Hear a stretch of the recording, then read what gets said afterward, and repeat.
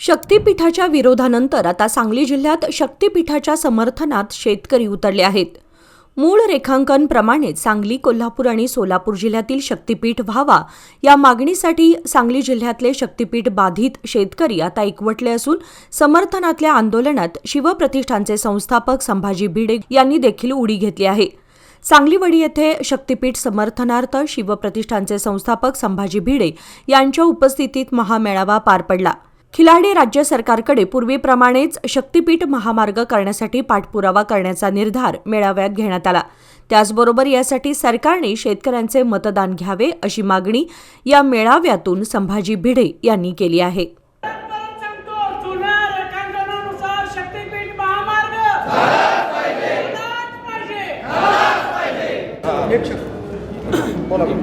हा अतिशय चांगली गोष्ट आहे.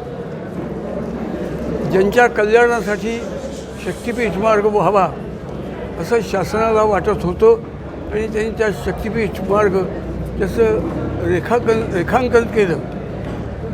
त्याला लोकांच्यातनं विरोध झाला. विरोध झाल्यानंतर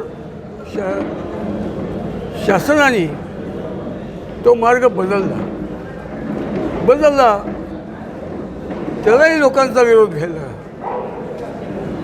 आता लोकांचं म्हणणं असं आहे की बदल नको, पहिलं होतं तसंच करा.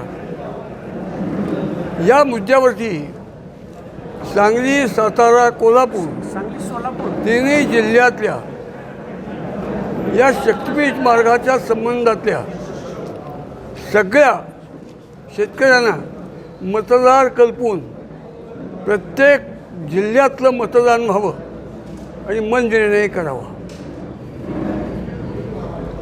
दुसरी गोष्ट की चर्चेने प्रश्न समजूतदार मनाने चर्चा केल्यानंतर कठीण प्रश्न सोपे होतात. शासन तुमच्या दारात या न्यायाने मुख्यमंत्र्यांनीच मुली प्रत्येक जिल्ह्यात एक मेळावा बोलवावा आणि त्या मेळाव्यात स्वतः भूमिका मांडण्यासाठी स्वतः यावं आणि लोकांनाही काय मांडायचं आहे ते बोलायची संधी द्यावी. त्याच्यामुळेही ही समस्या सोपी होईल. आणि शेवटी न कसीब से चलती है जो दोहे से चलती है, ये सल्तनत चलती है. म्हणजे हे काम ताकद से चलती है. ह्याच्यापाठी ताकद करून भरायचं तर त्याच्यात तरुणांची ताकद 100% आपल्या पाठीमागे असेल याचं गृहीत धरून चाला तुम्ही. आपण ते करूया. मी दादा जाधव, सोलापूर जिल्ह्यातील सांगोला या ठिकाणचा शेतकरी बाधित आहे. आमच्या या सांगोला तालुक्यातून शक्तीपीठ महामार्ग सुमारे 58 किलोमीटर गेलेला आहे. आमचे पालकमंत्री जयकुमार गोरे यांना आमची विनंती आहे, त्यांनी सोलापूर जिल्ह्याचं पालकपद म्हणून शक्तीपीठ महामार्ग हा जुन्या आरेखनाप्रमाणेच करावा अशी मागणी मुख्यमंत्री महोदयांकडे करणं गरजेचे आहे.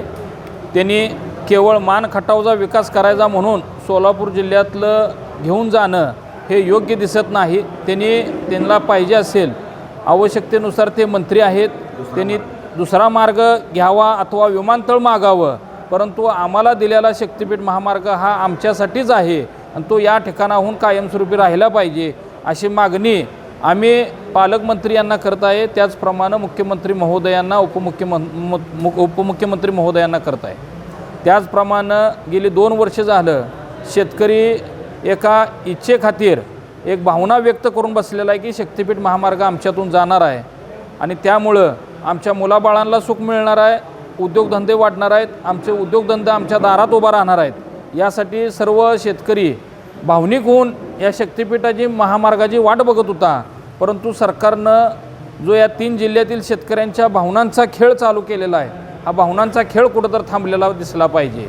आमच्या भावनांशी तुम्ही भविष्यात गरज नाही या नात्यानं खेळणं बंद करावं. आम्ही ही महाराष्ट्रातली शेतकरी आहोत. आम्ही कर्नाटकमधील शेतकरी नसून आम्ही महाराष्ट्रातले असून साहेब आम्ही आपलेच आहोत. आपणही आमचा स्वीकार आनंदानं करावा आणि शक्तीपीठ महामार्ग जुन्या आरेखनाप्रमाणे करावा ही आमची नम्र विनंती तुम्हाला करत आहे.